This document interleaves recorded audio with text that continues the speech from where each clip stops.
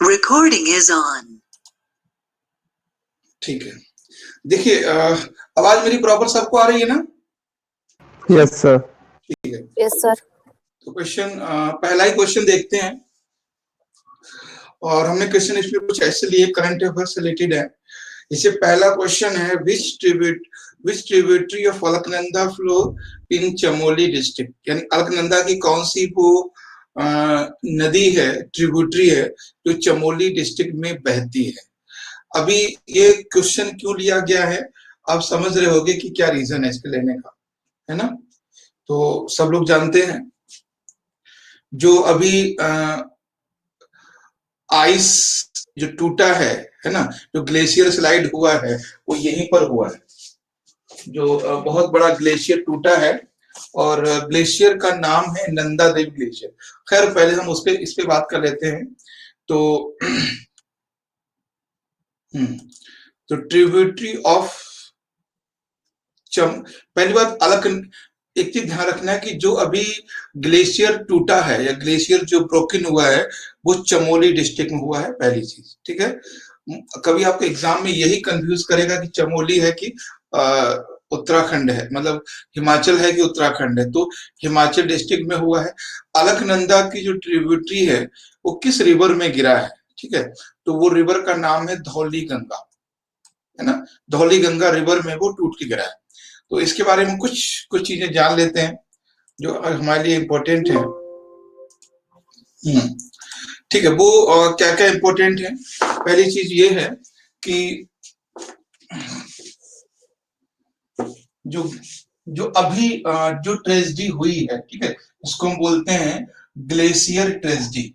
ठीक है, glacier tragedy जो हुई है और उसको ग्लेशियर ट्रेजेडी को हम देखते हैं कि कहां पर हुई है, तो उत्तराखंड स्टेट में हुई है ना? और उत्तराखंड में भी किस जिले में है? ठीक है, आप लोग स्क्रीन को बड़ा कर लेना और क्वालिटी मेरी पूरी तरह से है, कोई दिक्कत नहीं है। ठीक, उत्तराखंड में हुई है और उत्तराखंड के चमोली जिले में हुई है। ठीक है, चमोली जिले में।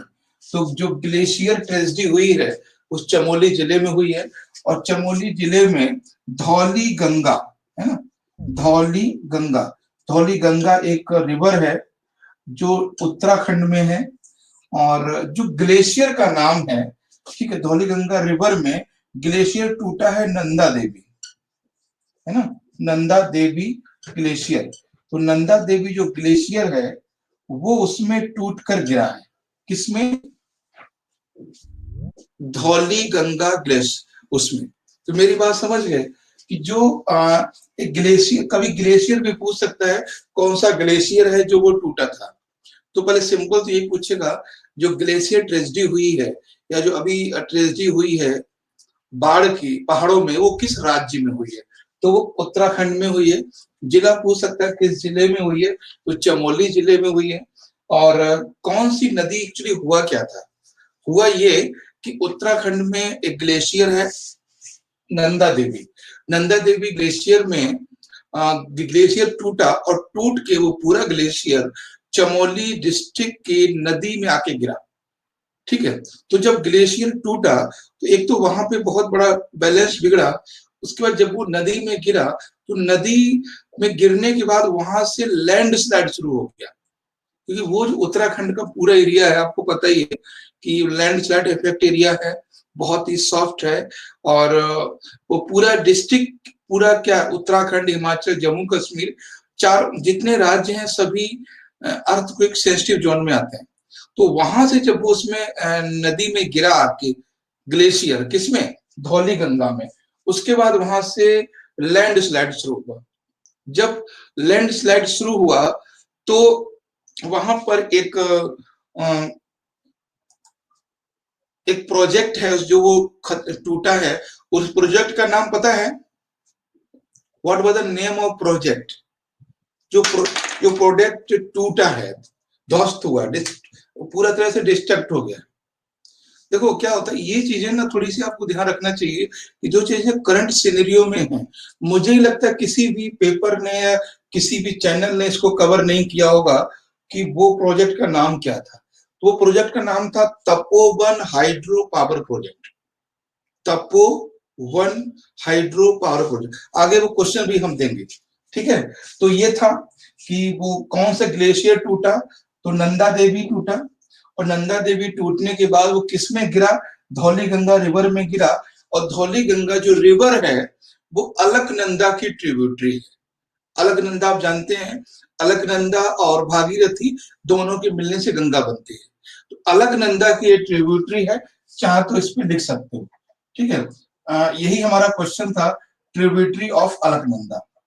अलकनंदा की सहायक नदी है, चमोली जिले में, उत्तराखंड में, ठीक है। तो हम वापस चलते हैं क्वेश्चन पे फिर से। कोई डाउट हो तो यहां से तुरंत पूछ लेना। ठीक है, स्क्रीन को कवर किया कि नहीं? ओके, अब हम देखते हैं।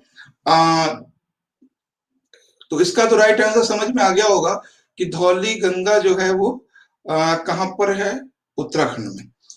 तो धौली गंगा जो रिवर है उसमें उसका एक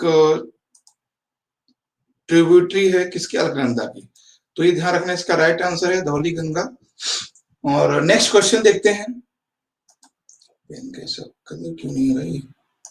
हाँ ठीक है, नेक्स्ट क्वेश्चन देखते हैं। Which of the following power project has been affected by the Chamoli flash flood. जो चमोली में जो फ्लैश फ्लड आया है, यानी भूस्खलन के बाद जो घटना हुई है, उसमें कौन सा प्रोजेक्ट पूरी तरह से तबाह हो गया है ना? तो क्या होगा राइट आंसर, है ना, सबको पता ही है, सी। सी मतलब सी या B? B, Tapovan hydel power project. Tehri बांध किस नदी पे बना हुआ है? यस, टेहरी बांध किस नदी पे है? अच्छा चलिए, तीनों बांधों के बारे में बात हम कर लेते हैं। टेहरी बांध जो है वो उत्तराखंड में भागीरथी नदी किनारे पर है। टेहरी बांध, इसको लिख लीजिए, उत्तराखंड बैंक ऑफ भागीरथी, भागीरथी किनारे पर है। और इसी को लेके, इसकी हाइट को लेके प्रॉब्लम चल रही है, इसकी हाइट को लेके प्रॉब्लम चल रही है। तो इसको टेहरी बांध के बनने का अपोज कर रहे हैं सुंदरलाल बहुगुणा, आपने नाम सुना होगा। और सुंदरलाल बहुगुणा और गौरा देवी, गौरा देवी जिस समय नहीं है, जो चमोली है वो गौरा देवी का ही जिला है। और जो बाढ़ आई है जो अभी 4-6 दिन पहले, वो उनके पास में ही एरिया था वो। तो टेहरी बांध कहां पर है? उत्तराखंड में। और किस नदी पर बना हुआ है? भागीरथी पर बना हुआ है। और ये क्या है? ये हाइडल पावर प्रोजेक्ट है। हाइडल पावर प्रोजेक्ट का मतलब है ये मतलब जल विद्युत परियोजना है। तपोवन आपको समझ में आ गया कि तपोवन कहां पर है, उत्तराखंड में है। और ये किस पे बना हुआ है? धौली गंगा पे। धौली गंगा क्या है? The tributary of Ganga, sorry, Alaknanda. Sardar Sarovar project ये किस पे बना हुआ है? ये गुजरात में है और नर्मदा पे बना हुआ है, ठीक है, गुजरात में नर्मदा बना हुआ है। नाथपा झाखरी, ये तो पता होना चाहिए, कहां पर है ये?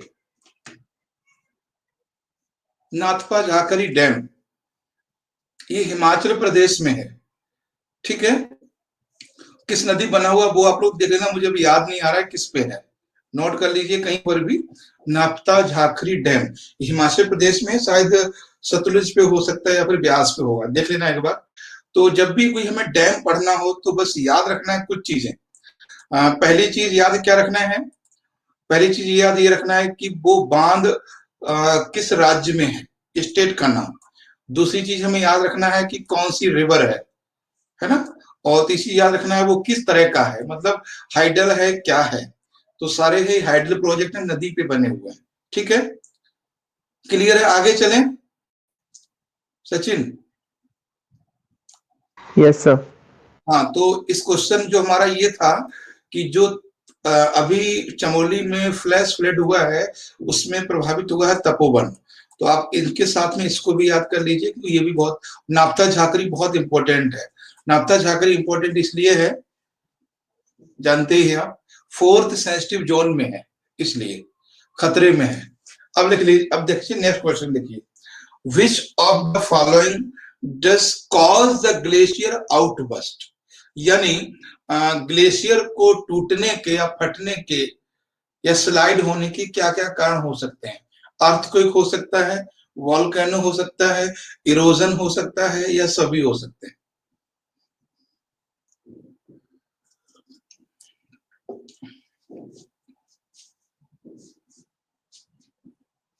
ठीक है, बता सकते हैं कि ग्लेशियर को टूटने के क्या कारण हो सकते हैं। ग्लेशियर को टूटने के देखो, अर्थक्वेक से भी टूट सकता है, वॉल्केनो इरप्शन से भी टूट सकता है। देखो ऐसे अगर आपको क्वेश्चन मिले एग्जाम में और वो देखे कि दो सही हैं, तो तीसरा डी अपने आप मार दो, क्योंकि अब इसमें दो सही है, वो तो कन्फर्म है। इरोजन से भी हो सकता है, यानी जो भू जो ग्लेशियर आउटबस्ट है ना, जो ग्लेशियर आउटबस्ट है या जो ग्लेशियर का टूटना है, वो किस किस से हो सकता है। ठीक है, तो ग्लेशियर किन किन चीजों से टूट सकता है? ग्लेशियर अर्थक्वेक से, अर्थक्वेक आने से भी टूट सकता है, ग्लेशियर वॉल्केनो से भी टूट सकता है, और ग्लेशियर इरोजन से भी टूट सकता है। इरोजन का मतलब होता है अपरदन, है ना। अच्छा, अपरदन से कैसे टूट टूट सकता है, कोई बता सकते हैं? अपरदन से कैसे हो सकता है? अपरदन से हो सकता है ना, देखो अगर ग्लेशियर में धीरे धीरे इरोजन हुआ या वो अपरदित हुई, तो उसका टेम्परेचर चेंज होगा। जब टेम्परेचर चेंज होगा तो बर्फ आप जानते हो कितनी चिकनी होती है, तो वहां से वो स्लिप हो जाएगी, है ना। इरोजन का मतलब है उसका टेम्परेचर बढ़ेगा, और टेम्परेचर बढ़ने से वो वहां से स्लिप होगी और वो टूट सकती है। तो इसलिए इरोजन भी हो सकता है, इरोजन से भी वो उसमें उस तरह की चीजें हो सकती हैं।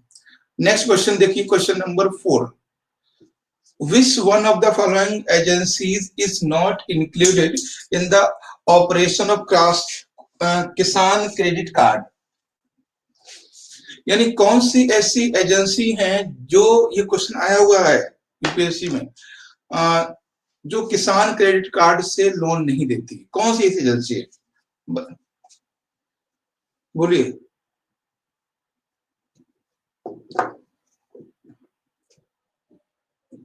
देखो आपको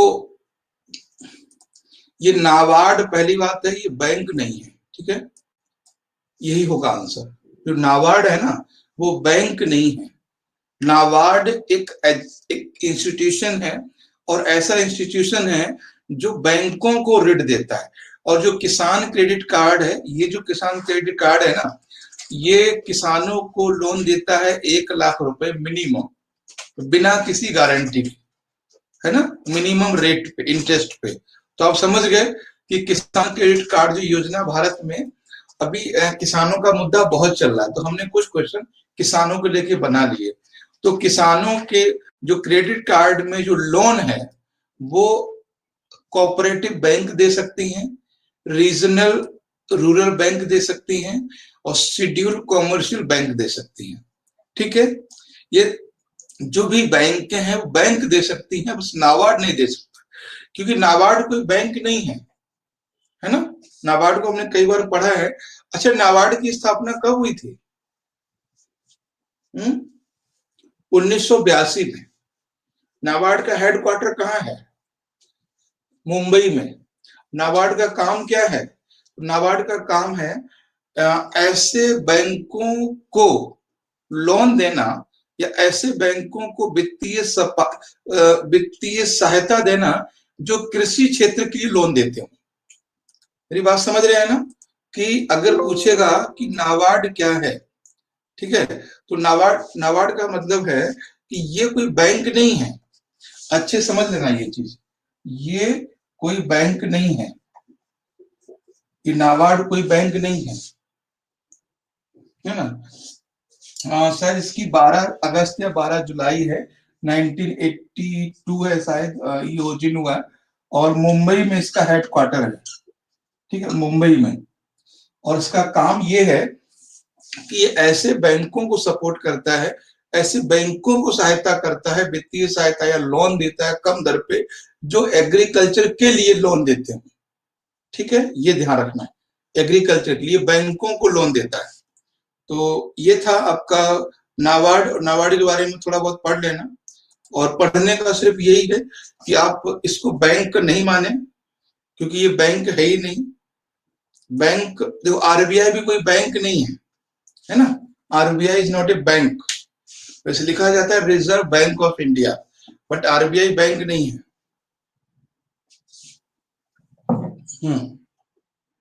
नेक्स्ट देखते हैं question, which one of the following state is the first to impose agriculture income tax in India?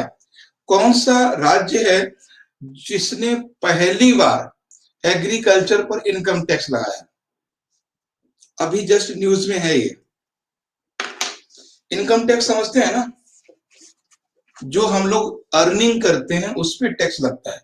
ठीक है, अब जैसे हम लोग लगान करते थे, लगान लगान था ना, तो लगान दूसरे टाइप का था, उपज का होता था। ये है इनकम पर। क्वेश्चन क्या कह रहा है, कौन सा पहला स्टेट है जिसने कृषि कृषि इनकम पर टैक्स लगाया? तो वो है बिहार, है ना, बिहार है। ध्यान रखना, इसको नोट कर लेना कि एग्रीकल्चर में जो भी प्रोडक्शन होगा, जैसे मान लीजिए कि अगर किसी के पास 50 बीघे खेत है, ठीक है, तो 50 बीघे खेत का मतलब है कि 50 बीघे में आपको बताना पड़ेगा कितना प्रोडक्शन हुआ, और कितना प्रोडक्शन हुआ और उसकी इनकम कितनी है। उस हिसाब से आपको हर जैसे जैसे जो बाकी लोग इनकम टैक्स भरते हैं, वैसे किसानों को भी इनकम टैक्स भरना पड़ेगा। अब इस चीज के पीछे देखो, किसी ने कुछ बात नहीं बोली, क्योंकि ये मुद्दा ऐसा था जो उठाया जा सकता था, और ये चीज टैक्स में शामिल नहीं थी। बिहार में है, लोग इसको पढ़ रहे हैं, जबकि इस पे ज्यादा होना चाहिए था, है ना, इस पे ज्यादा होना चाहिए था। और हुआ क्यों नहीं, उसके बहुत सारे रीजन है, क्योंकि लोगों के ज्यादातर एग्रीकल्चर उतना है ही नहीं कि टैक्स के लायक हो।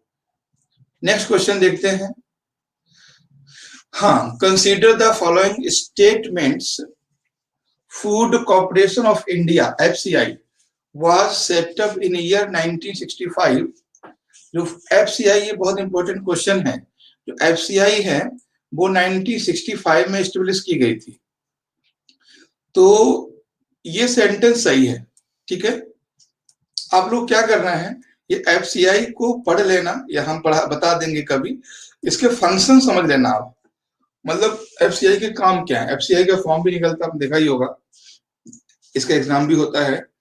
तो एफसीआई का मतलब है कि फूड कॉर्पोरेशन ऑफ इंडिया, यानी ये भारत में जो एग्रीकल्चर प्रोडक्ट्स हैं उनको बफर स्टॉक में रखता है।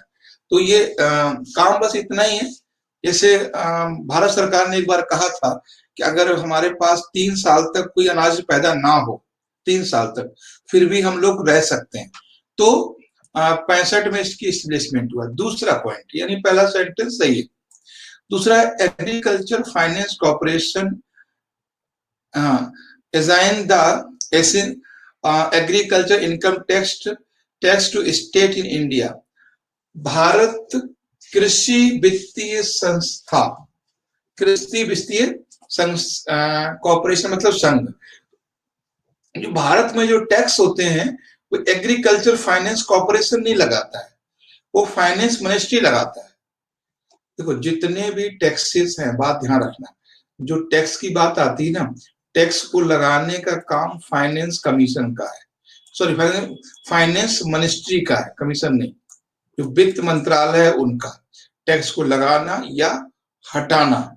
तो इसमें ये पूछा गया एग्रीकल्चर फाइनेंस कॉर्पोरेशन, ऐसा नहीं है, फाइनेंस कॉर्पोरेशन नहीं करता है, ये फाइनेंस मिनिस्ट्री करती है।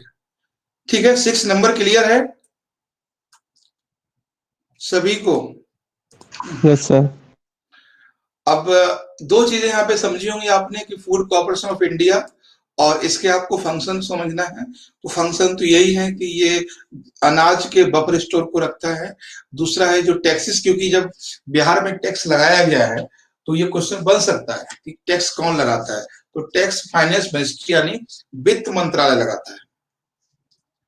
उसके बाद है, ये बहुत अच्छा क्वेश्चन है क्योंकि इसी पे कहानी चल रही है सारी सारी।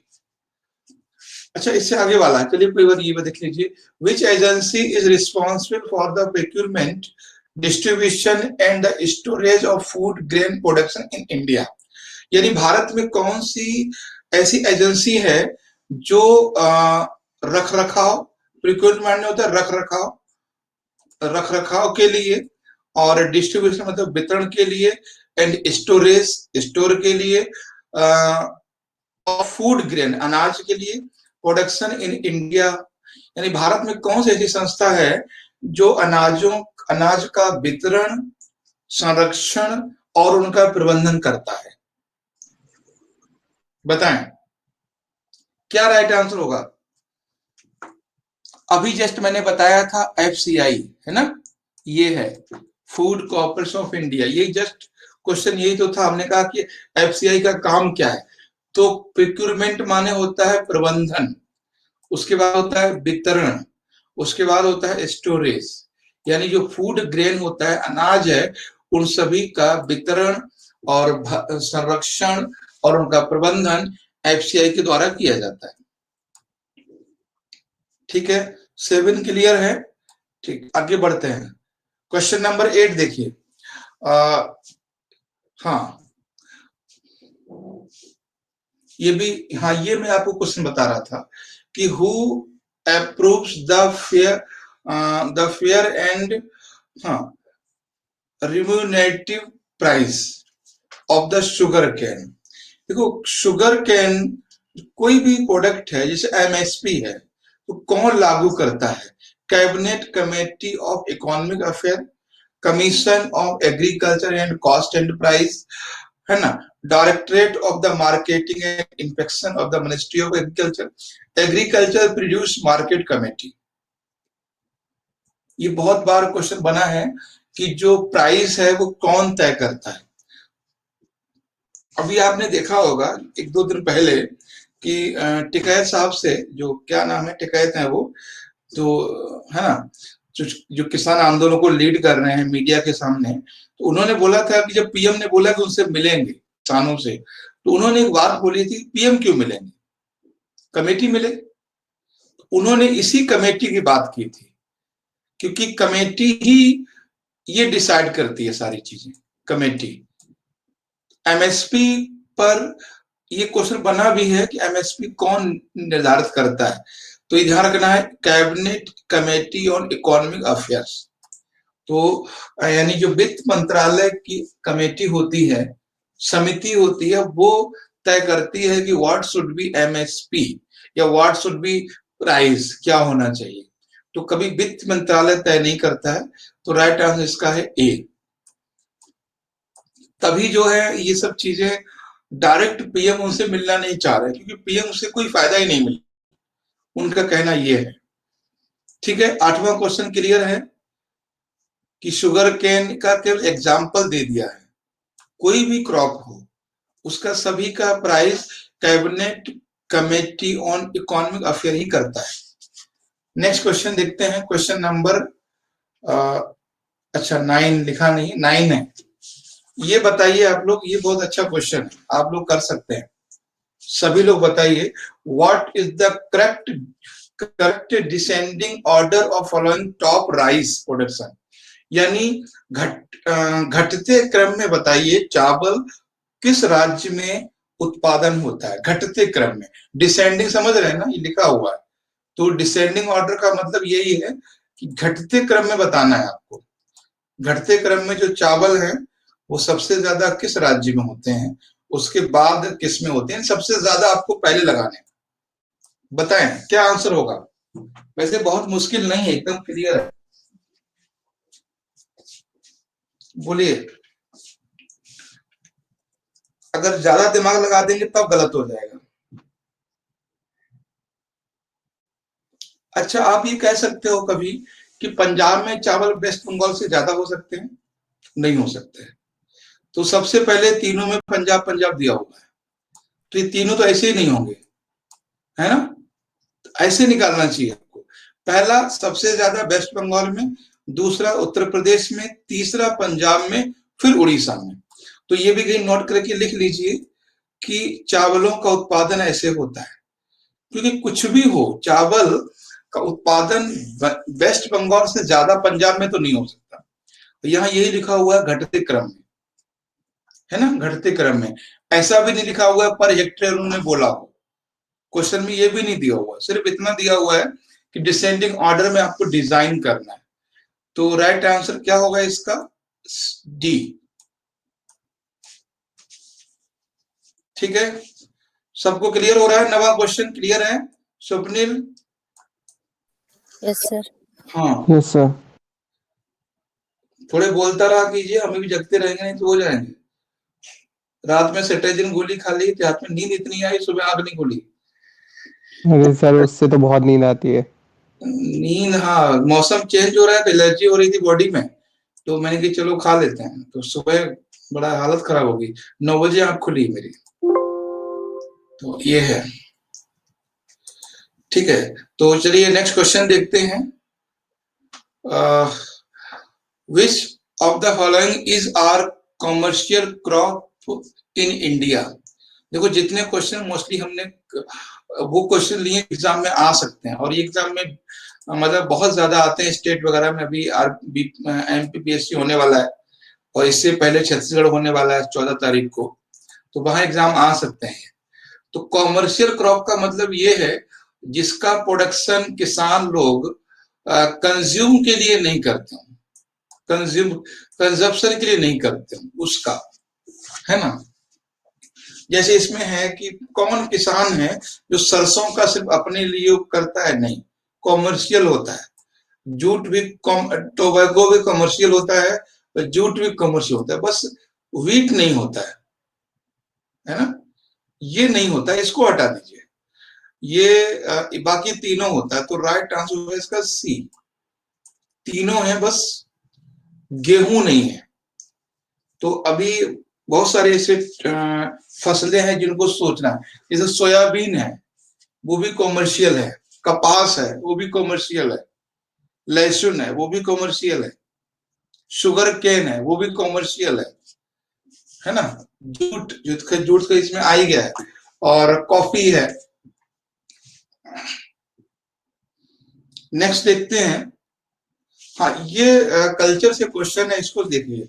Match the following folk music form with their the origin state. तो इसमें फोक दिया हुआ है, मतलब म्यूजिक है, और इसको मिलाना है आपको।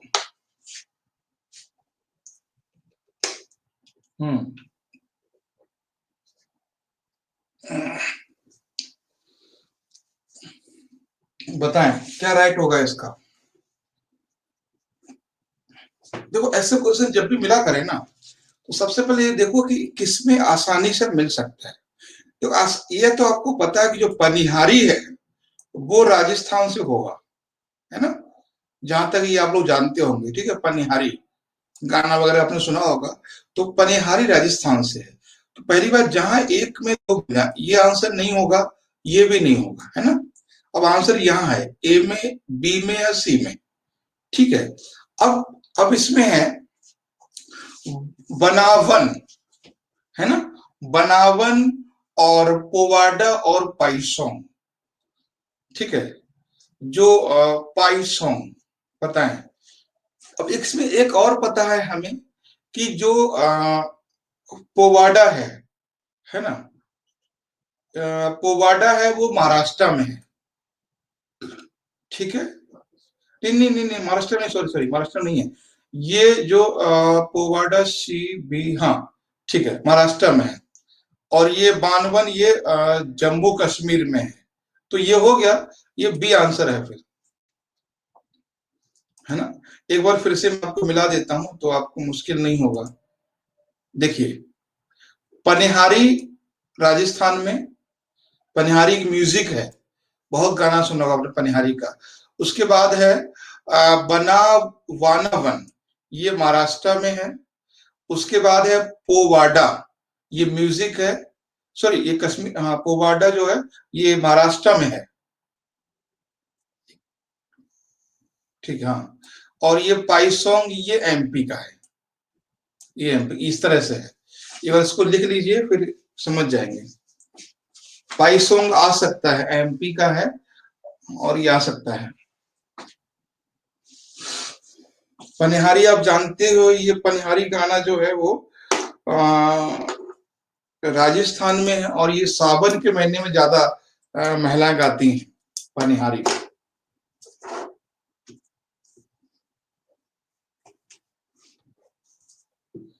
तो ठीक है, ऐसे क्वेश्चन बनते हैं एग्जाम में।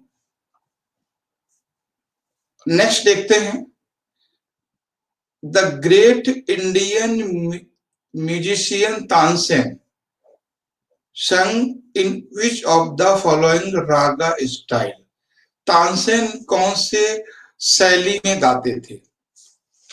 तानसेन जो हैं वो कौन सी शैली में गाते थे, बता सकते हैं? ये तो बहुत, मतलब ये तो मुझे लग रहा है कि ज्यादातर लोगों को पता होना चाहिए। कंफ्यूजन बहुत होता है, क्योंकि कभी भी आप लोग सीरियस होके उसको रुक कर आप सोचे नहीं आपने। तो जो तानसेन थे वो कहाँ के थे? एमपी के, आपको पता है। और तानसेन अकबर के दरबार के, ठीक है, एक तरह से नवरत्न थे। और इन्होंने ध्रुपद शैली का विकास किया था, बहुत इंपॉर्टेंट है ध्रुपद शैली। ख्याल, ठुमरी, गजल, ये सब स्टाइल हैं, और ध्रुपद का उन्होंने शुरू किया था।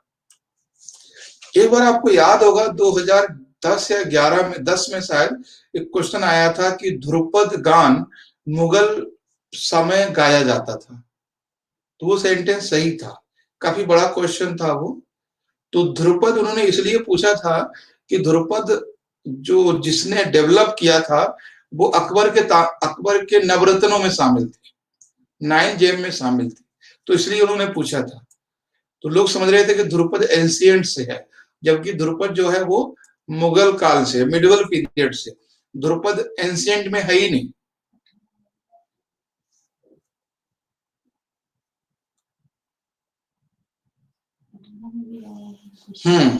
तो कई बार ये क्वेश्चन आया, 18 में भी आया है, और ये क्वेश्चन रिपीट होता है। अब नेक्स्ट देखिए क्वेश्चन को क्या है। Bhimsen Joshi, an Indian vocalist in the Hindustani classical tradition, belong to the which of the following घराना? अब भीमसेन जोशी किस घराना से जाने जाते थे? भीमसेन जोशी जानते हैं ना, इन्हें भारत रत्न दिया गया, पता है कि नहीं आपको? गाना सुना होगा आपने, मिलेश्वर मेरा तुम्हारा, इन्हीं का है। तो भीमसेन जोशी जो है वो किराना घराने से हैं, किराना घराने से। तो ये एकदम नोट कर लिया कीजिए, क्योंकि ये क्वेश्चन गलत हो गए तो बहुत प्रॉब्लम हो जाएगी आप लोगों को, तो एग्जामिनर को बहुत खराब लगेगा कि यार ये भी नहीं पता है ना, ये बहुत गलत हो जाता है फिर।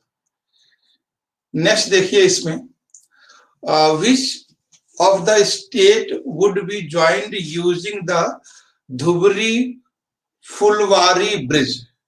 धुबरी फुलवारी ब्रिज, तो धुबरी फुलवारी ब्रिज जानते हैं कहां पर है? ये किस किस एरिया को कनेक्ट करता है? देखिए,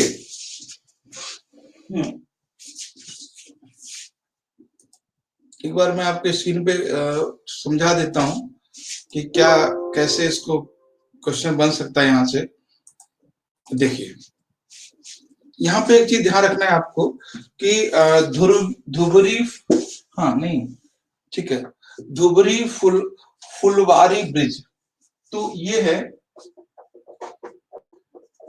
धुबरी फुलवारी या ब्रिज, है ना, धुबरी फुलवारी ब्रिज। देखिए, ये धुबरी जो फुलवारी ब्रिज है, ये पहली बात ये पूछेगा कहां पर है, तो ये असम में है ना, असम में है। किस नदी पर है? ब्रह्मपुत्रा पर है ना, ब्रह्मपुत्रा पर है। और ये किस किस को कनेक्ट करता है, ये असम और मेघालय को कनेक्ट करता है, ठीक है, असम और मेघालय को कनेक्ट करता है। तो ये ध्यान रखना है कि ये धुबरी फुलवारी ब्रिज है वो असम में है और ब्रह्मपुत्र नदी पर है और ये असम और मेघालय को कनेक्ट करता है। क्वेश्चन जो था आपका वो यही है कि ये किसको कनेक्ट करता है, ठीक है, क्वेश्चन है वो आपका यही है कि ये किसको कनेक्ट करता है ना। तो उसका राइट आंसर क्या होगा, राइट आंसर होगा इसका असम मेघालय ए, ठीक है, राइट आंसर का ए है, असम मेघालय। नेक्स्ट देखते हैं क्या क्वेश्चन है, व्हाट इज बासुकी, बताएं बासुकी क्या है, ये जस्ट अभी का है क्वेश्चन, करंट का ये, what is a Vasuki. Rocket launcher. Rocket launcher तो नहीं है, ये भारत की सबसे, हाँ ट्रेन है, यस, भारत की सबसे बड़ी फ्रेट ट्रेन है, फ्रेट मतलब माल भाड़ा, मालगाड़ी, ठीक है, ये भारत की सबसे बड़ी मालगाड़ी ट्रेन है। मैं इसके बारे में कुछ बता देता हूँ आपको तो बहुत चीजें क्लियर हो जाएंगी, आंसर तो पता चलेगा इस क्वेश्चन का क्या आंसर है, तो वो है ए, और उसके बाद कुछ और डिटेल देख लेते हैं। देखिए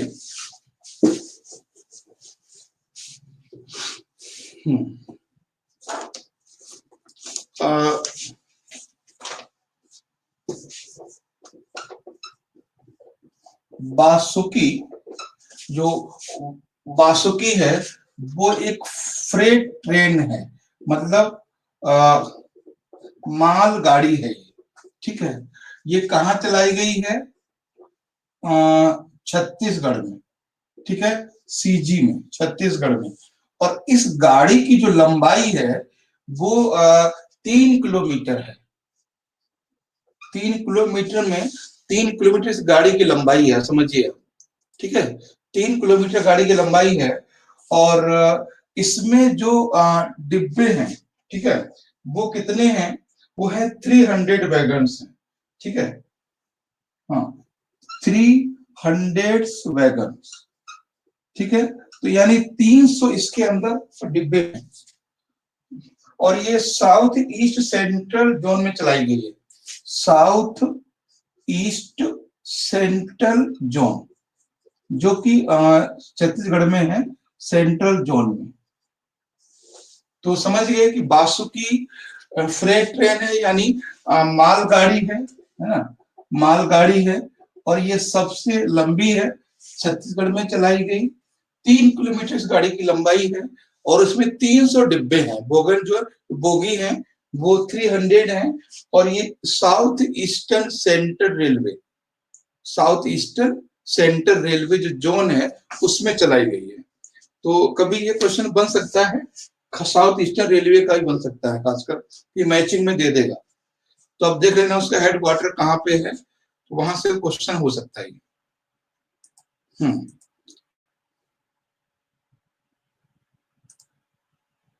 ठीक है, अब नेक्स्ट क्वेश्चन देखते हैं, choose the correct fact about the Chauri Chaura incident, Chauri Chaura incident के बारे में करेक्ट फैक्ट चूज कीजिए, ठीक है, तो चौरी चौरा आप जानते हैं कब हुआ, कहाँ हुआ, कैसे हुआ।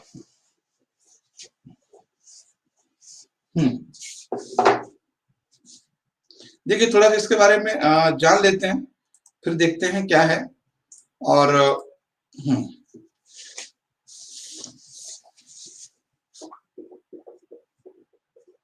चौरी चौरा है ना, जो चौरी चौरा इंसिडेंट है, चौरी चौरा इंसिडेंट है वो कब हुआ है, ये अभी क्वेश्चन क्यों बना, क्योंकि फरवरी 2 1922, 2 फरवरी 1922 को ये चौरी चौरा इंसिडेंट होता है, ठीक है, और किसके द्वारा, ये कौन इसको करता है? Protesters of non cooperation movement, non cooperation movement यानी असहयोग आंदोलन। जो असहयोग आंदोलन चला रहे थे उनके लोग इसको करते हैं, ठीक है, नॉन कोऑपरेशन मूवमेंट को। और इसको जो लीड कर रहे थे उसको, उनका नाम बता देते हैं हम, जो लीड कर रहे थे इसको, लीड कर रहे थे वो थे भगवान अहीर, नाम था इनका भगवान अहीर, ठीक है। तो कभी ये क्वेश्चन हो सकता है बन जाए, भगवान अहीर इसको लीड कर रहे थे। और ये किसके अगेंस्ट चलाया जा रहा था, बता सकते हैं ये किसके अगेंस्ट है ना, किसके अगेंस्ट हो रहा था? ये इनकी दो मांगे थी, ठीक है, ये दो मांगों को लेके चल रहा था। एक तो था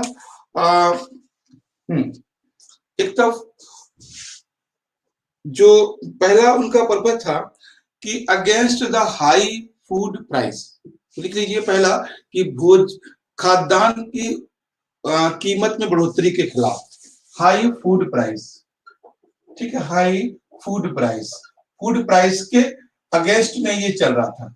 दूसरा एक कारण और था, वो था अगेंस्ट द लिकर्स सेलिंग, यानी शराब बेचने के विरोध में।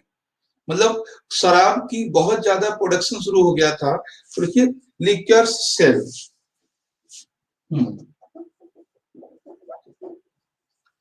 लिकर्स सेल यानी जो शराब जो चलने लगी थी शराब बिक्री के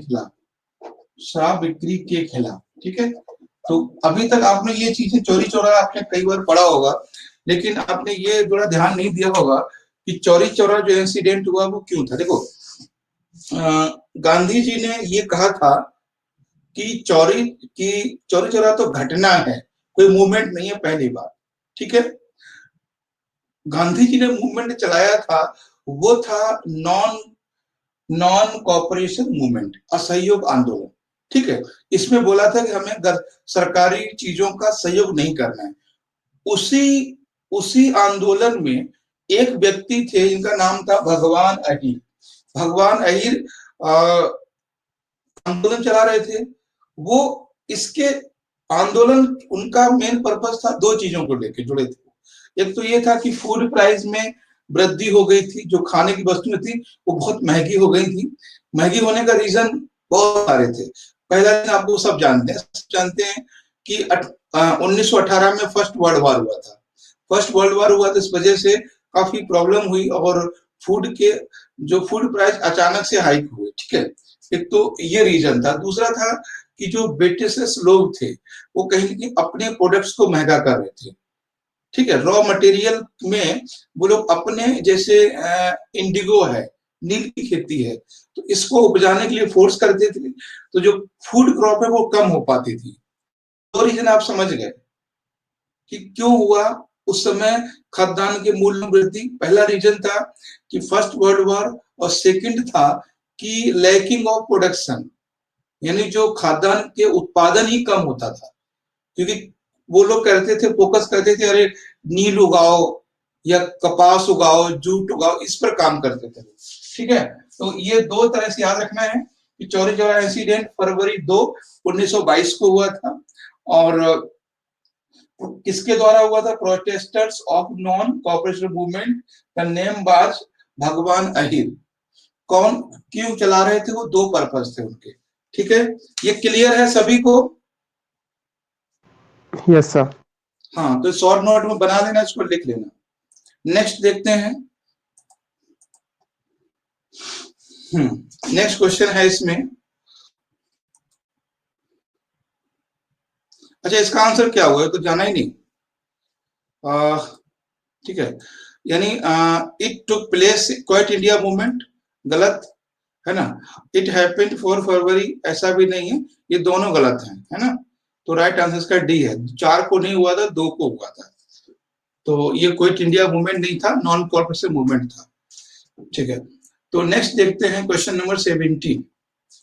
अच्छा ये तो खैर क्वेश्चन वही रिपीट हुआ है, ठीक है, तो कोई नहीं, एक इतने क्वेश्चन आज हमने बनाए थे, कुछ टाइम कम था तो हमने कि चलो ज्यादा क्वेश्चन नहीं देंगे, कम ही देंगे जी।